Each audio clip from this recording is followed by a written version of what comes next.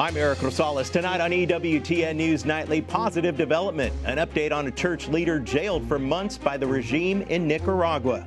Meeting with allies, President Joe Biden hosts the Prime Minister of Sweden as the Scandinavian country applies for membership to NATO. Trouble in the waters. Updates on Iran's rising tension with the U.S. Navy. And logging off.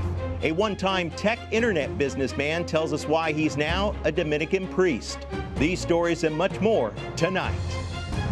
From EWTN, the Global Catholic Network, this is EWTN News Nightly. Thank you so much for being with us on the Feast of St. Anthony Zachariah. I'm Eric Rosales in for Tracy Sable. Our top story tonight. A judge has prohibited several federal agencies and officials from the Biden administration from working with social media companies on protected speech. Yesterday's ruling is being called a win for the First Amendment and a defeat for censorship. President Biden also wants to grow the NATO military alliance by having Sweden join the defensive group. Today, he invited the Swedish Prime Minister Ulf Kristersson to the White House in a show of solidarity. Bottom line is simple. Sweden is going to make our alliance stronger and has the same value set that we have in NATO, and really anxiously looking forward for your membership. Sweden's entry into NATO has been held up by Turkey and Hungary. There's also been a debate about NATO's next leader, but President Biden says he welcomes the announcement that NATO will extend Secretary General Jens Stoltenberg's term for another year. Meanwhile, inside the White House briefing room, so look, I mean, we've been very clear on this. We've encouraged Turkey and Hungary to approve Sweden's application for NATO membership as soon as possible. President Biden plans to travel to Europe next week to attend NATO meetings. He wants to continue to push back against Russia's war in Ukraine. The president will also meet with King Charles III. The Biden administration has taken away a key tool for law enforcement trying to secure the southern border. DNA testing of minors ended on May 31st. This sparks fears of more illegal crossings and even human trafficking. Republican lawmakers like Senator John Cornyn of Texas tells me more than 300,000 illegal migrants were released into the U.S. and are now unaccounted for. They don't know where they are. They don't know whether they've been recruited in gangs, sexually abused, trafficked, whether they've been neglected, or forced into labor. During the Trump administration, they were doing DNA testing to find out if an adult who says, "This is my child," is in fact related to the child. And there was a significant repeated incidents where it wasn't. And we know that that's a really powerful deterrent. Reports say as many as 30% of DNA tested children were found not to be related to illegal migrants posing as family members. In response, some Republican senators like Ted Cruz are sponsoring the End Child Trafficking Now Act. The bill would require DHS to deport illegal migrant adults refusing a DNA test, mandate prison sentences for all illegal migrant adults who fabricate family ties or guardianship over a minor, and criminalize child recycling with up to 10 years in prison. Human rights groups estimate that thousands of minors crossing the border are forced into sex trafficking and drug smuggling by cartels. Senator Ted Cruz tells me he's outraged. The Biden administration is so committed to its political vision of open borders with no limits at all that it's ended DNA testing. The Biden administration is like the three little monkeys: see no evil, hear no evil. Well, I'll tell you what, this is evil. Democrats like Senator Alex Padilla of California admit some vetting issues with migrants, but says the bigger problem is a broken immigration system. During the Trump administration, our immigration system became so restrictive that families could not come to our border to apply for asylum together. This forced parents to send their kids alone. Meanwhile, a half a dozen Republican senators have written DHS Secretary Alejandro Mayorkas demanding that Customs and Border agents continue to conduct DNA testing at the southern border. Well, a new movie on the fight against human trafficking in Latin America enjoyed a strong first day at the box office. Sound of Freedom topped $10 million in pre-sold box office tickets. The film tells the real-life story of a former government agent who devotes his life to saving the lives of children from human traffickers. Catholic producer Eduardo Verastegui told EWTN News Nightly that his faith played a prominent role in his work on the film, and he also asked the Holy Father to pray for the project's success. For more on this, let's check in with Mary Margaret Olohan, senior reporter for the Daily Signal. How you doing there, Mary Margaret? Welcome back. Great. Thanks for having me. So you saw the film yesterday. What did you think, and what was the audience reaction? Yes, so I went to see this film with the older half of my family. Not a film for children, but a very good film for adults. It tells the story of Tim Ballard, who chases down these child sex traffickers or pedophiles, and he's trying to save one little girl in particular, whose brother he also saved, and her brother asked him to find his sister. It's a beautiful film showing Jim Caviezel playing Tim Ballard, trying to find these children. And Jim Caviezel, I had the pleasure of interviewing him and Eduardo, and we talked about how this is such a huge crisis, and this is a film that can help shine a light on this child sex trafficking crisis and help other people to become aware of it. And Caviezel said to me, and he also said in the movie, that God's children are not for sale. Very, very powerful message. Amen to that. And if the film actually continues its success, then what might this signal for Hollywood and even the smaller movie studios? Well, it's a nuanced signal because, for starters, this is a message saying we need to pay attention to child sex trafficking. Something must be done. It's not one of those things that you can just shrug off and move on with your day. When you watch this story and see all these little children being abused in this manner, it's very tastefully shown, but it also gives you a good idea of the horrors that these children endure. It makes you realize that something must be done. But on the flip side, Caviezel said in our interview with the Daily Signal, and I'm sure he said to others, we know that there are many people in Hollywood who are still actively involved in this kind of thing. If you look at Jeffrey Epstein and his cronies and all the things that went on with them, we know that there are many high-profile people who are actively involved in these crimes against young people and against children. And so it's a double-edged sword here of we must pay attention to this issue and we must hold the people who are causing it to continue to occur accountable. And switching gears now, we know that the U.S. Supreme Court ended its term late last week, and now Democrats, they're really stepping up on the attack. The Washington Examiner reported that Representative Adam Schiff emailed supporters recently saying that he wants to expand, unpack, and also reform the nation's highest court. Meanwhile, other Democrats are also calling for more justices to be added to the U.S. Supreme Court. What do you make of all this? Well, they do this every time there's a ruling that they don't agree with. I mean, last summer we saw Roe v. Wade was overturned. Not only were all these pro-abortion protesters and lawmakers, Democrats largely, saying that we needed to pack the court following this decision, they were saying it before the decision as well. They are not comfortable with such decisions. We just saw 303 Creative, the Supreme Court case, which Alliance Defending Freedom, which represented Lori Smith, is calling a huge victory for free speech. Lori Smith wanted to create in accord with her religious beliefs. She believes that marriage should be between a man and a woman. And under Colorado's discrimination laws, Lori wasn't going to be able to even say on her website that she wanted to create websites for traditional marriages. She could have been prosecuted just for saying that, let alone declining to create a website for a same-sex couple. Lori's case went all the way to the Supreme Court. She won. And now we have activists and advocates and lawmakers trying to say that the court's decision was illegitimate, trying to portray Lori as somehow someone that went to the court trying to stir up trouble where there was none, when in fact that this was a case about free speech. And so in the aftermath of this, we're seeing Democratic lawmakers saying we need to pack the court. Right. Well, we know why they want to pack the court. They don't like the court's decisions. And the court's decisions are based on the Constitution and based on law, and they don't like that. Not liking the outcomes, and they want to change the rules. Well, quickly, what other stories are you following out there? Well, we're following a lot that's going on right now. Something that I've been paying a lot of attention to is gender ideology and its effects on young people. I'll have more to say on that point soon, but I would encourage everyone to pay attention to how social media is affecting young people, to pay attention to how, in particular, gender ideology is affecting young people. It's a huge issue, more than we know, and we'll have more to say on that front soon, coming from myself and Daily Signal. So we'll keep you posted. Mary Margaret Olohan, always a pleasure to have you. Senior reporter at the Daily Signal. Thanks again. Thank you. In other news, a new report says that a Catholic bishop in Nicaragua, jailed by the Ortega regime last year, has been released from prison. Reuters reported the news, citing a diplomatic source. Bishop Rolando Alvarez was jailed last year and sentenced to 26 years in prison on treason charges. It's not clear if Bishop Alvarez will leave the country. We at EWTN News Nightly will continue to follow this story.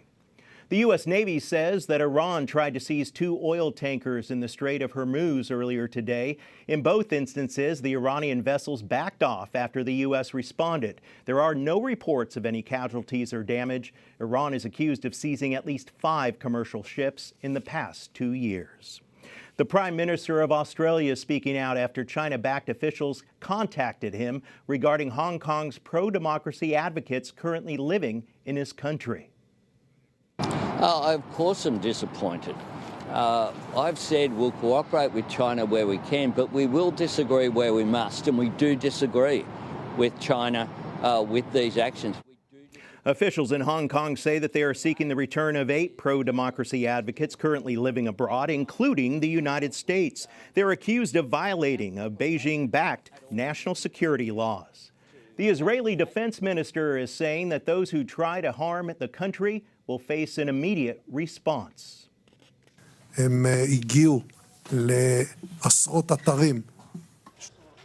Israel pulled its troops from Jenin earlier today. This after one of the most intense military operations in the West Bank in 2 decades. 13 Palestinians and an Israeli soldier were killed. Officials say the troops will return if needed.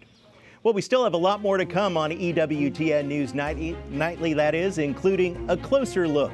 Why the Holy Father's choice to lead an important Vatican department is drawing criticism. And Pope Francis shares his prayer intention for the month of July.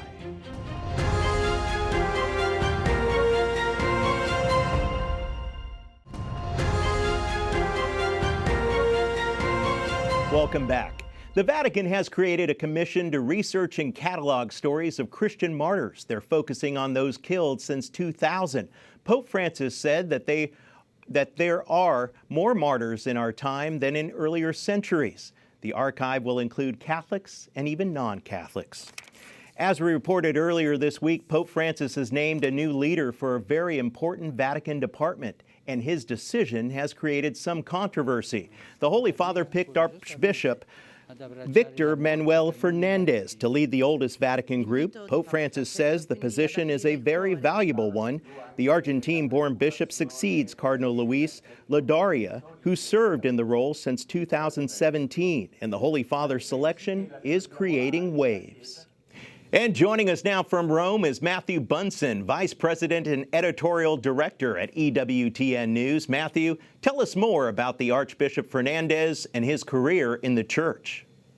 Well, good to be with you here from Rome. Archbishop Fernandez has a very extensive academic career in the field of theology. Argentine-born, he studied actually here in Rome at the Gregorian University and then earned a doctorate in theology at the Catholic University of Argentina. He went on to be a very prolific writer in the field of theology with more than 300 works attached to his name. Some of those have been somewhat controversial over the years. In 2007, he really established himself as a theologian, however, as an expert or peritus at the Aparecida conference that brought together all of the bishops of Latin America. It was there that he first developed a very good personal and professional relationship with then Cardinal Jorge Mario Bergoglio of Buenos Aires, who subsequently tried to have him appointed the rector of the Catholic University of Argentina. Once Pope Francis was elected, of course, Jorge Mario Bergoglio, the Archbishop, or the future Archbishop, assumed a fairly prominent position as a writer for some of Pope Francis's major works. We know that he helped to draft, for example, Evangelii Gaudium, as well as Laudato Si on the environment, and the rather controversial post-synodal apostolic exhortation, Amoris Laetitia. Matthew, there have been several controversies involving the Archbishop that have been raised since the announcement of his new role. What are they? Well, that's absolutely right. Really, since the moment of his appointment by Pope Francis to this new position as prefect for the dicastery for the doctrine of the faith, several controversies have been raised. The first dates back to his appointment as rector of the Catholic University of Argentina. There were objections apparently raised here in Rome for the appointment, and it took 2 years, in fact, for him to actually take his oath of office in 2009 to 2011. Immediately, almost within minutes, in fact, of the announcement, there was the specter raised of a book that he wrote in 1995, something of a treatise, a short treatise on kissing, of all things. And then there is the accusation that was raised by an organization called bishopsaccountability.org that they said it's very troubling that he was appointed to this position because when he was named the Archbishop of La Plata in Argentina in 2018 by Pope Francis and elevated to the rank of Archbishop, he, according to bishopsaccountability.org, was soft on the abuse crisis. The Archbishop, as the new prefect, has really shot back on all of these accusations, in particular the controversy surrounding his book, declaring that it was a book written by a young priest back in 1995, and also that it was intended to be a sort of catechesis for teens. The Archdiocese of La Plata also responded rather forcefully to the accusations by bishopsaccountability.org, saying that the Archbishop had been very firm in his handling of sex abuse cases. It was also noted that Pope Francis, in appointing him to the role of prefect, also stipulated that the handling of cases, which is now firmly in the hands of the dicastery for the doctrine of the faith, is now sort of not to be handled by him, but by the very specific section of that dicastery. So the Archbishop clearly has an intent, a determination to respond to various accusations and various scandals or controversies that are surrounding him. Why did Pope Francis choose him? Well, this is a very personal appointment on the part of Pope Francis. He has known Archbishop Fernandez for many years, as I was just noting, dating all the way back to 2007. He is very much trusted by Pope Francis, and I think Pope Francis sees him as very much a reflection of his vision for the pontificate, for the Church, and in particular for the dicastery for the doctrine of the faith. Archbishop Fernandez is going to implement very clearly Pope Francis's program for theologians. This was made clear in Pope Francis's letter that accompanied the announcement of Archbishop Fernandez in his new role, that he is to focus on, as Pope Francis put it, guarding the faith. And that atmosphere, that reform of the dicastery of the doctrine of the faith, which has been underway now for a number of years, is in many ways complete with this appointment. Matthew Bunson, Vice President and Editorial Director at EWTN News, thanks again. Good to be with you. In other news from Rome, Pope Francis releases his prayer intention for the month of July. Si al salir de misa estás igual de como entraste, algo no funciona. In his message, the Holy Father asks that we place the Eucharist at the center of our lives. He also invites the faithful to see Holy Communion not as a ritual. Instead, we should realize that it's an encounter with the risen Jesus. Great words there. Up next on EWTN News Nightly, a beloved figure, why a movement inspired by Bishop Fulton Sheen is set to hold a rally. Plus, from big tech to religious life, more on one man's journey when we come back.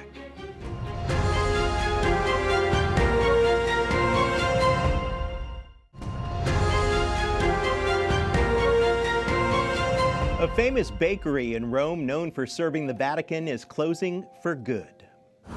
Questa è la pizza romana. Sì. E poi questi quanti? Angelo Aragone's father opened the so-called bakery of the popes in 1930. Now, he says rising energy costs are forcing him to close. The owner has a lot of special memories. Listen to this, folks, including being late for school one day in 1930. The reason? He had to make a last-minute delivery of bread to Pope Pius XI. Imagine that. An all-day Fulton Sheen rally will be held this coming weekend in Illinois. The event, organized by the Fulton Sheen movement, will focus on the Archbishop's messages for our times. Participants will also have the chance to sign a petition for his beatification mass to be rescheduled soon. The beatification mass has been postponed since 2019.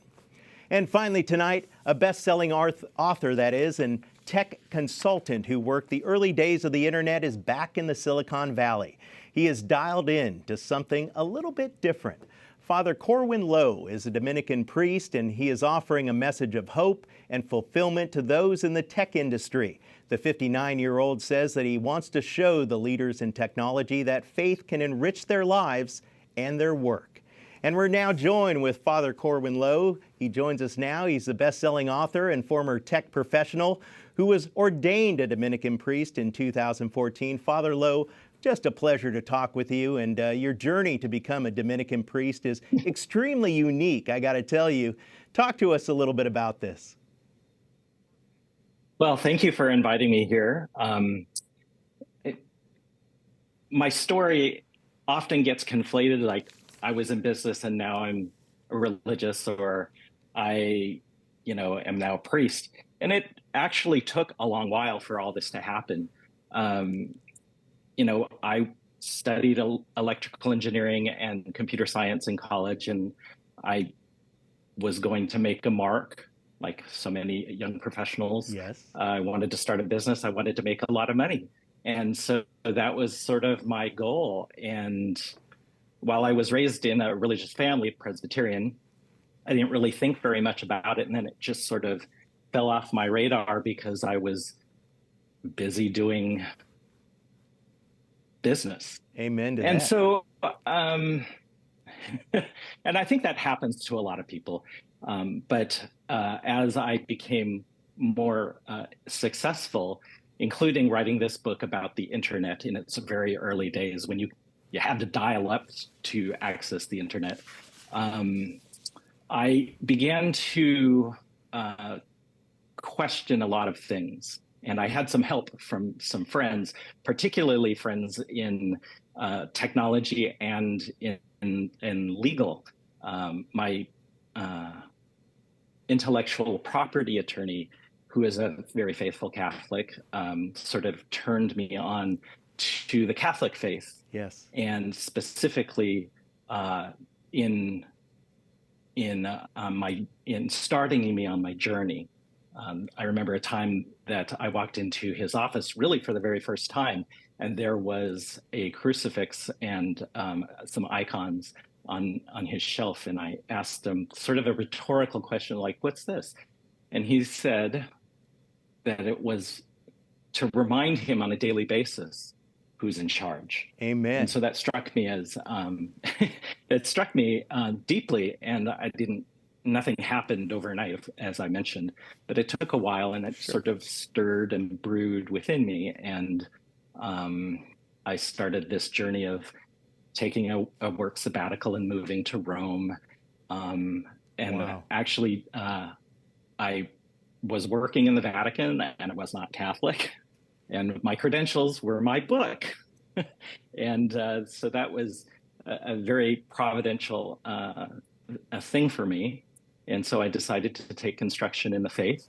And a year later, I was received into the church. Beautiful. Now, it took a long time. How do people in the tech world respond to this? When they learn your background and how you can bring happiness to the tech world and all those evil executives out there in Silicon Valley. Well, back then it was a different story. I mean, I worked closely with tech people, and they kind of knew that I was interested in the faith, and they were very supportive of my personal journey, which I think is true, that people are very encouraged by people, their friends and families and their coworkers finding what makes them happy. So this wasn't really anything different. Mm-hmm. Now, 20 some odd years later, it's a little bit different. I think there's more hostility to the faith. If I had become an Eastern, like a Buddhist guru, I think they would be like, "Ooh, really? That's cool." But becoming a Catholic priest, they're a little bit more reserved about it. Right. Well, we see every day in the headlines, every day about how tech entrepreneurs are changing the world for better or for worse. But you have it has a very special place in your heart, this tech industry, and you see individuals inside the industry grow. And can you tell us a little bit more about what you hope to bring there to the Silicon Valley? Well, it's certainly, for me in technology, there are a lot of people that are running kind of this race to make a mark, to make a lot of money, just the same way I was. But it's kind of a false hope, where it is a false hope. And so when they spend all this energy in really the prime of their life trying to do things, and then they get to a point and then it all sort of falls apart. And there's a tremendous amount of unhappiness getting there. And then when they get there, it's hollow. So my goal is to try to help them and give them hope. Yes. Along the way, and maybe they can step back and reevaluate what they're doing, or sort of help their fellow workers, their employees, their bosses, in recognizing that it's not all about making money and making a mark in a certain way that's incompatible with happiness. Well, Father Low, knowing that you're there working with Silicon Valley executives, you're giving us all hope. Thank you so much for your time. Oh, you're quite welcome. Well, we want to thank you so much for watching tonight. Remember, you can follow us on social media, Facebook, Twitter, and Instagram at EWTN News Nightly. I'm Eric Rosales. Have yourself a wonderful night, and God bless.